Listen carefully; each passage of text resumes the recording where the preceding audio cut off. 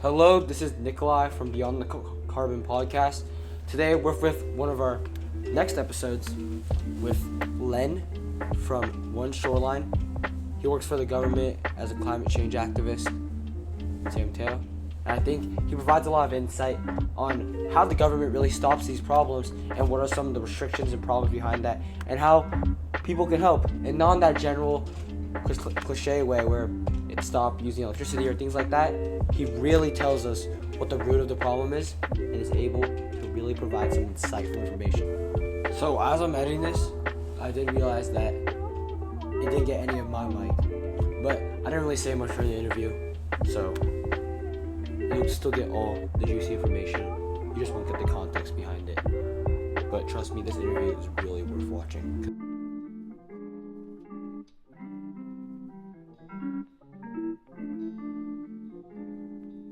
Sure. My name is Len Matterman, and I'm the CEO of the San Mateo County Flood and Sea Level Rise Resiliency District, and we are known as OneShoreline. And so we're a government agency that was created by state law that was passed in 2019, and we're the first and so far only government agency in California focused on climate change impacts, reducing impacts and planning for them.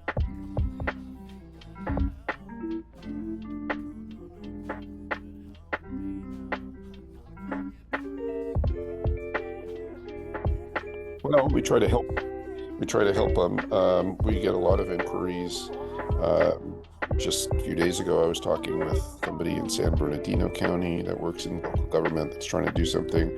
We do a lot of work with Marin County to try to help them get organized, and they're already well organized on the wildfire side, but they're not so much on the water side. And they also, like San Mateo County, are very vulnerable. They have both a Pacific coast that has major erosion issues, and they have a low-lying Bay Area, Bayside.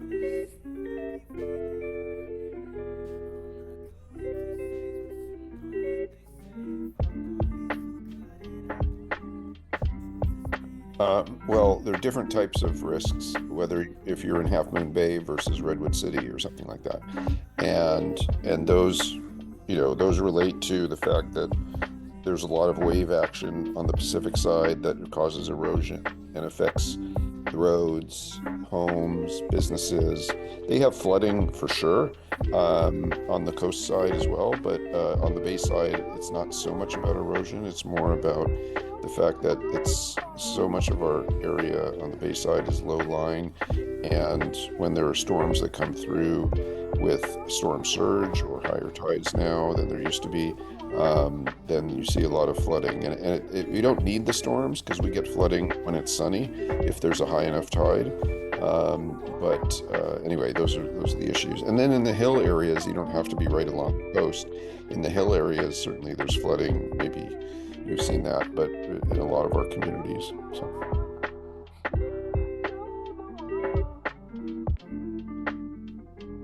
Oh yeah. Mhm.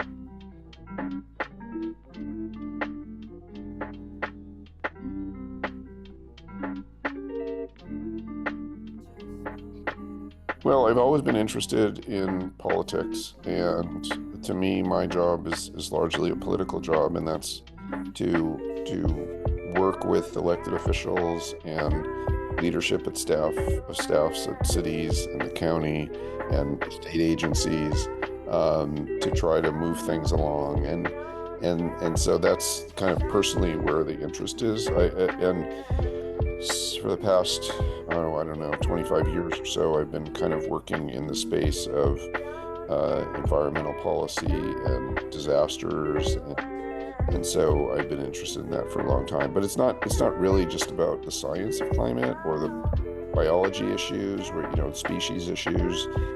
It's more about kind of how do we change behavior and change decision making so that things get done. That's interesting to me.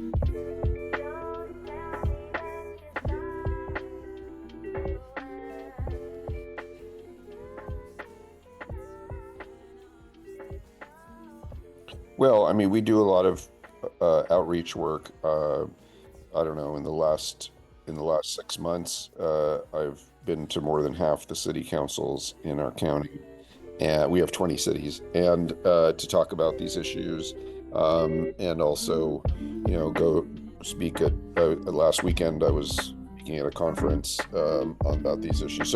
So I try to get out there, and my staff gets out there to. So campaign, maybe not in a kind of organized advocacy like one issue, but it's more of a kind of a broad-based over the last 5 years campaign.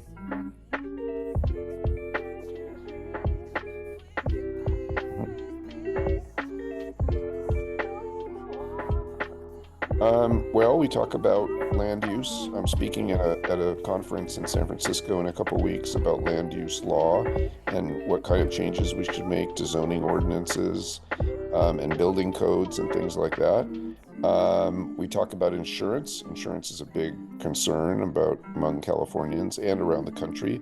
So I was about 2 weeks ago, I was at Harvard, and there was a meeting of people working on insurance issues around the country, and so we talk about how to make insurance affordable and accessible, so that people don't lose their insurance, and that's becoming a bigger issue. So, it depends on the forum, but it all relates back to increased risks due to climate change.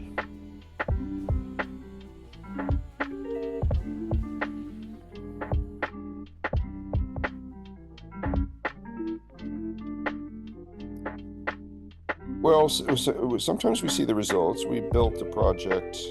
Our agency started January 1, 2020, and we finished a project construction in end of 2022. So, and that was related to the big storms that come through and flood one of our low-income areas of our county, 5 mobile home parks in Redwood City and Menlo Park. So we see the results in projects that we do, and we do smaller projects than that one. And land use changes are important because that dictates what gets built and where and how. And so changes to a zoning ordinance really does have an in the ground impact. But some of it's, yes, we see the outcome of our work.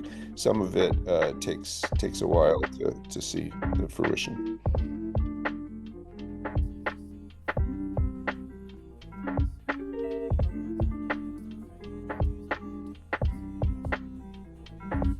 No, not immediately, but I mean, sometimes you do, and that's of course gratifying. And sometimes you just have to say, this is a journey, and the journey is going to take many years. I mean, climate has changed quickly, right? We have these atmospheric rivers that weren't as prevalent, let's say, before 5, 10 years ago. But a lot of these impacts take a while. Sea level rise, flooding on a sunny day.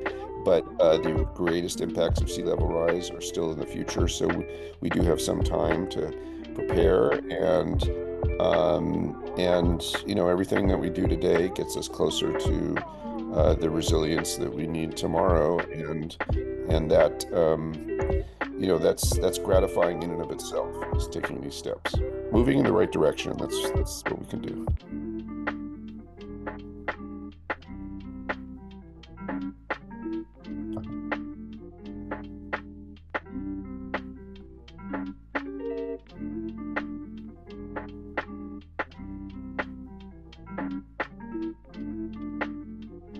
Right.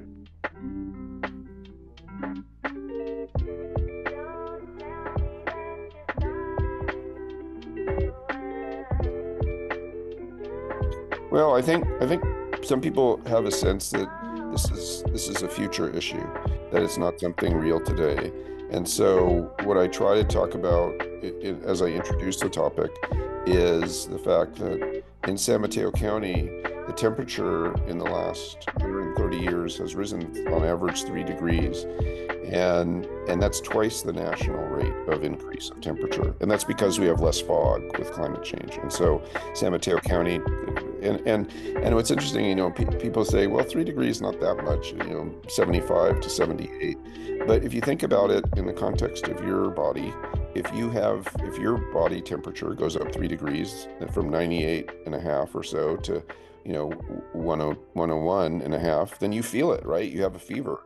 You really notice 3 degrees. And so that is kind of an interesting way to me to explain, like, like the temperature change matters. And then, people are certainly get the idea that when the storms come through, they're bigger these days. And if you drive or live near El Camino, during the time of a storm, and then in most cities, there's flooding. I live not too far from a Trader Joe's in San Carlos, and there's water in our parking lot whenever there's a big storm. And so I see that. So I think it's not that hard to explain. People get that. The idea that it's here today maybe is something that I provide some enlightenment on. And the fact that the bay has risen almost 10 inches, in 130 years, since the beginning of the industrial age, in the last 130 years, the bay has risen 10 inches. So sea level rise in and of itself is not just this future phenomenon.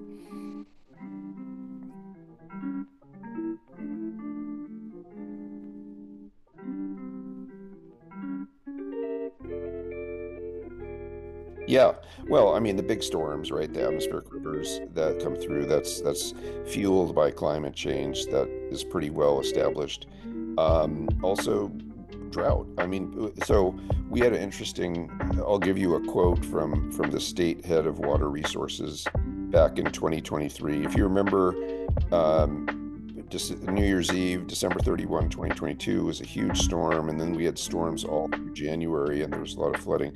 And one of the things that the head of the state Department of Water Resources said in late January of that year, 2023, was we had the three driest years on record, followed by the three wettest weeks on record. And so this cycle of drought and deluge, I think, is actually kind of the new normal here.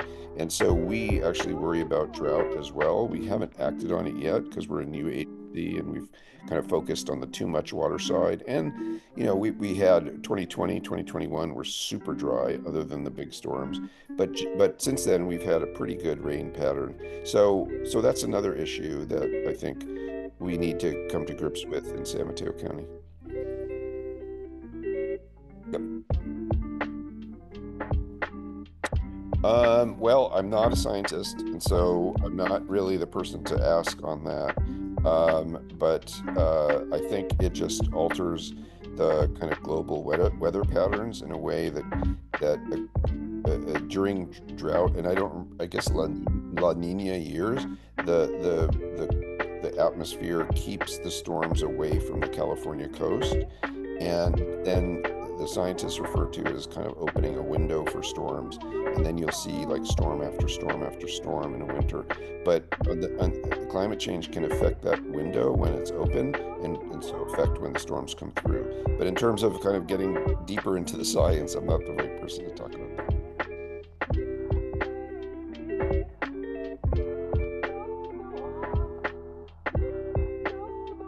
Mhm. For flooding or for Well, so wildfire and drought affects everywhere. The most at-risk areas for flooding would be in the cities that you said, which is kind of, Redwood City, Redwood Shores, San Carlos. It's really the areas that are closer to the bay or or closer to a creek. And so, in Redwood Shores, there's plenty of water in Redwood Shores. There's also water around Redwood Shores. And one of the things that probably is the biggest long-term issue for Redwood Shores is called groundwater rise. And that's when sea level rise happens offshore. What you notice is the elevation of the water table underground rises. And that's where we start seeing water affect underground pipes, the foundations of buildings, and certainly come out in areas, you see water ponding and stuff like that. And that's going to become a bigger issue as time goes on. There's a lot of research going on groundwater rise, like how do we understand where it's going to happen better? How do we deal with protecting people against it, protecting infrastructure against it?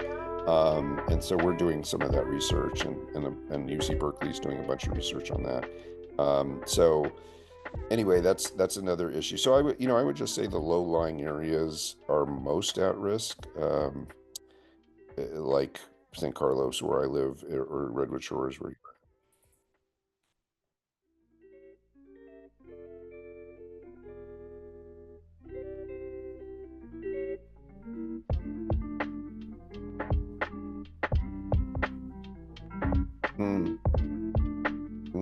Yep.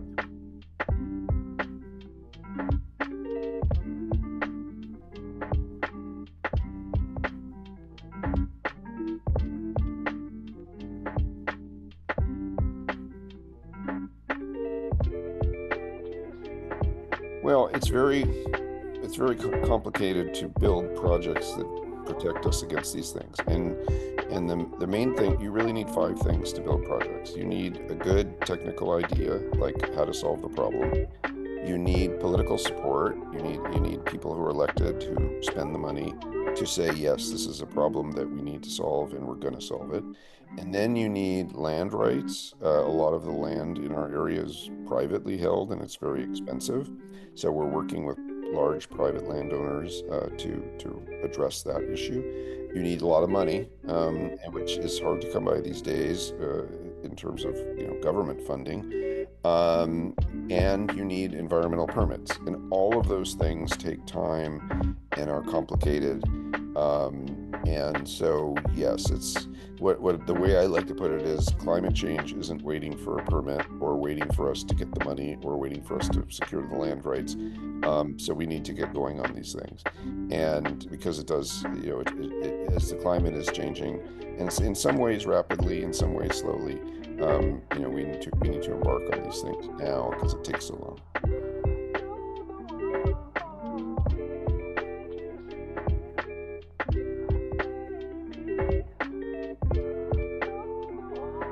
Yeah, so if money was not an issue, which it is, of course, but if it was not, then I would say like Redwood Shores is right now embarking on a project. The city of Redwood City just put out what's called a request for proposals to hire a consultant team to build a new levee around Redwood Shores. And that just went out like in the last few weeks. That project we've been involved with the city of Redwood City on raising some money for that project for about 2 years. Okay, but let's just pretend money's not an issue. So they go out with this RFP, they hire a consultant team. Probably around 2 years from now, they'll have a construction drawings and they'll try to get permits. That process of getting environmental permits will probably take at least a year, probably longer. And then they could potentially start construction if they had the money. So I would say from spring of 2025, you'd probably need 3 years to be able to say, okay, we're ready to do construction, and then construction would probably take 2 years. So best case scenario is 5 years from now, they'll be building the thing. So it does take some time.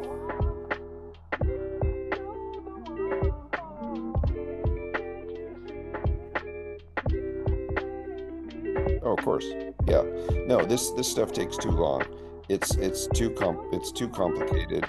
When we go out for permits on something like a Redwood Shores project, we need permits from the federal government, and that includes permits from Fish and Wildlife and National Marine Fisheries. We need permit from the State Water Quality Control Board. We need a permit from the State Fish and Wildlife Agency. We need a permit from the Bay Conservation and Development Commission, which is another state agency. So you really need, and then the Corps of Engineers is the coordinating agency for the federal government. So you really need five agencies, very separate agencies, three of them federal, three of them state, to sign off on a project. And they each have different requirements and different missions at each of these agencies. And so they're looking at different things and have different requirements. So it's super complicated just on the permitting side, let alone the land side and the money side. But these projects are way too difficult to move forward. And I understand why we have these permitting agencies. Of course, we want to have a good habitat for wildlife, and we want to have clean water and all of this. So it's understandable, but there are ways to improve the process so that the permitting agencies work together and they don't work in their own silos on their own issues. which in and of itself creates delay. And you think about it, the environmental laws that were passed to establish this permitting regime, those laws were passed in the early 1970s, the Clean Water Act, the Clean Air Act, the creation of the Bay Conservation Development Commission, BCDC. So it's been, they were created in an era where the climate was not changing. It was a static environment, not a dynamic environment. And that was over 50 years ago. And now we have a different set of rules. The climate is changing. And so we need to be able to adapt how we do things to take into account climate change.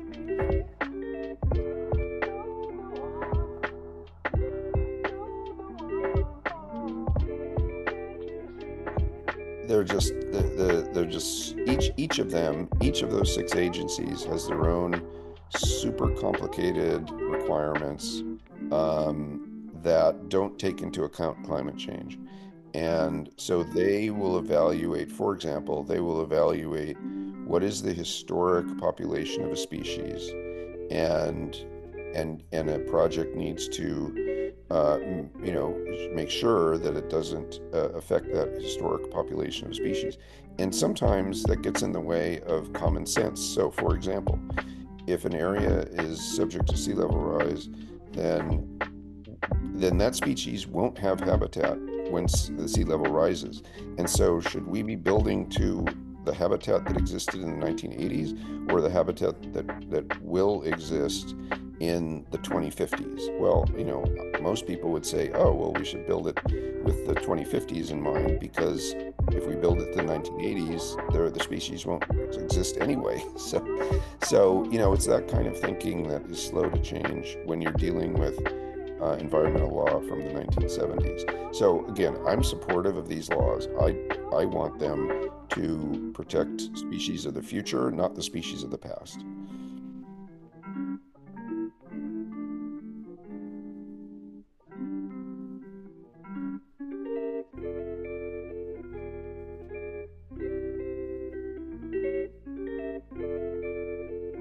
You mean individuals, like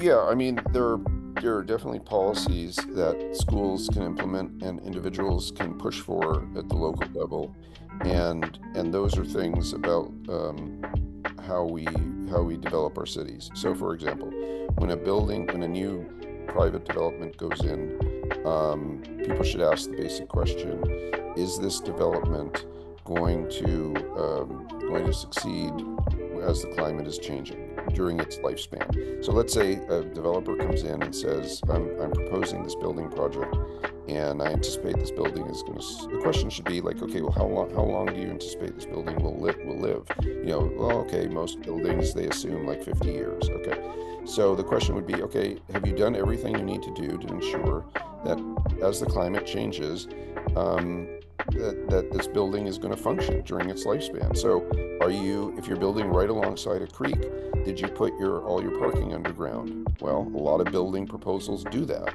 for obvious reasons, that parking is a commodity, and there's not a lot of space for it. So they put their parking underground. Well, underground garages actually do get flooded.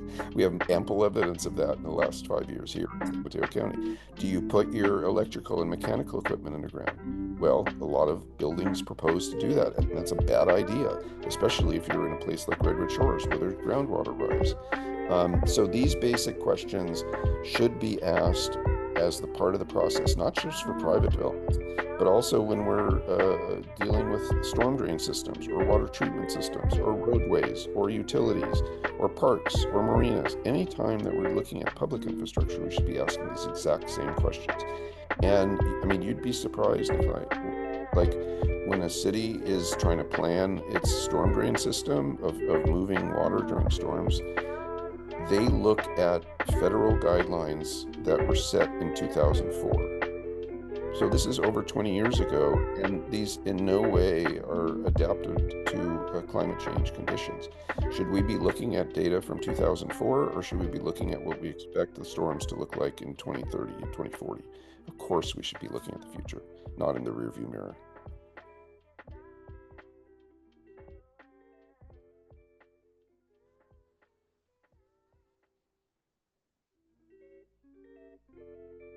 Yes, absolutely. Yeah, I mean, you take large assumptions about sea level rise or storms, so you don't underestimate them, and then you don't have regrets about we built it too small or something. And you think about things like earthquakes.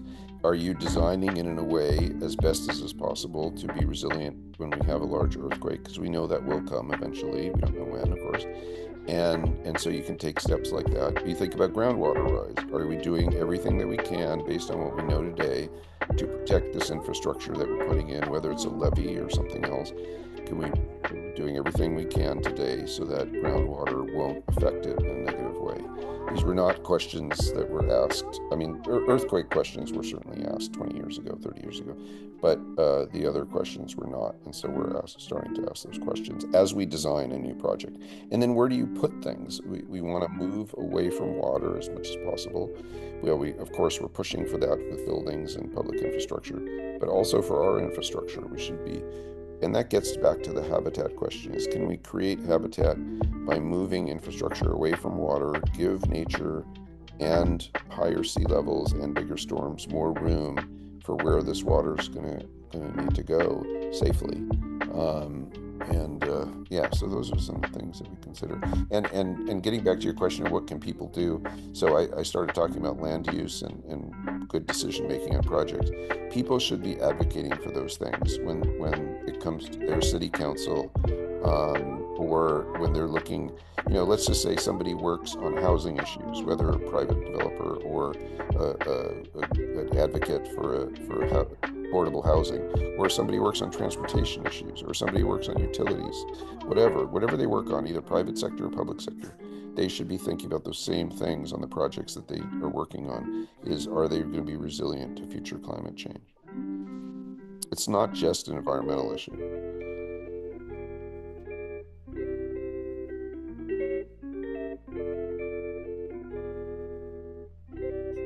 Well, no, I wouldn't say it's their fault. I would say whatever sector a person works in, whether it's a public sector or a private sector, if they work on biotech, they worry about, like, are their labs going to succeed for the issues that they work on? Well, there's a lot of biotech being developed here, and the question is, like, is that being developed in a way that's also climate resilient? If somebody works in the housing sector, uh, whether they're a private developer or a public agency or a nonprofit, climate affects where housing goes. We did a study of where new housing was being proposed by cities in the first, like in 2020, 2022. And in San Mateo County, at the cities we looked at, 43% of all housing was being put in the floodplain. Now, is that smart? Probably not. We don't have a lot of choices because we're trying to add housing, because housing prices are so high here. Of course, we should add housing. So when you do add housing in the floodplain, you need to take specific measures. So what I'm saying is climate change affects all of us. So one thing they can do is just think about how their job intersects with climate change. And not all jobs do, but certainly if you're in any of those major sectors that I mentioned before, it does. And so people should be incorporating those thoughts into how they go about their business.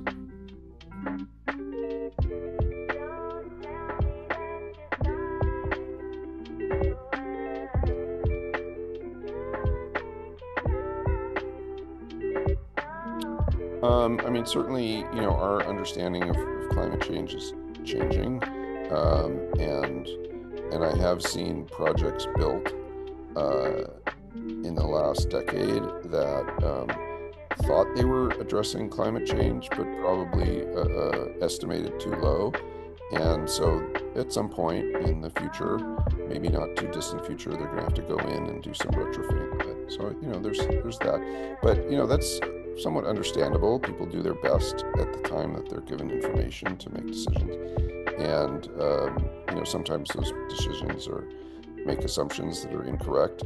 Sometimes they should have done it differently. Sometimes they did the best they could. So depends.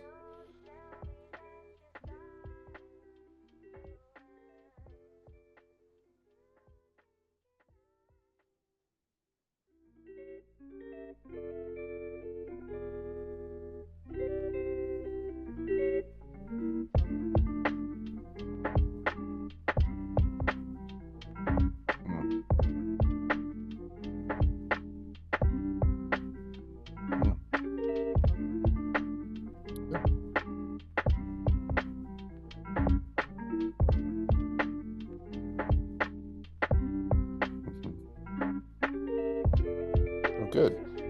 Is there like a club at Carlmont or something that? Mhm. Uh-huh. Uh-huh.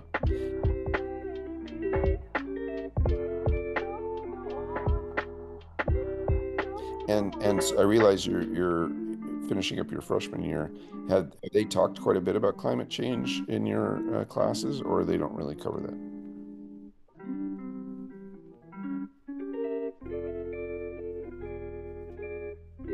Hmm. I see. Okay. Well, hopefully you'll get to that how to stop it part. Well, good. Can you send me this when it's completed, when you've wrapped it up? Okay.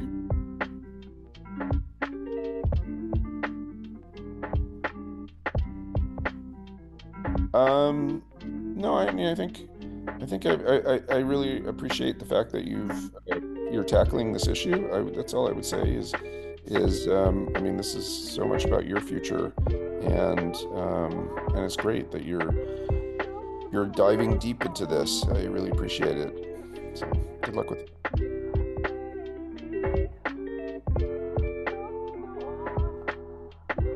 What do you do? Do you do anything related to this interest outside of the classroom?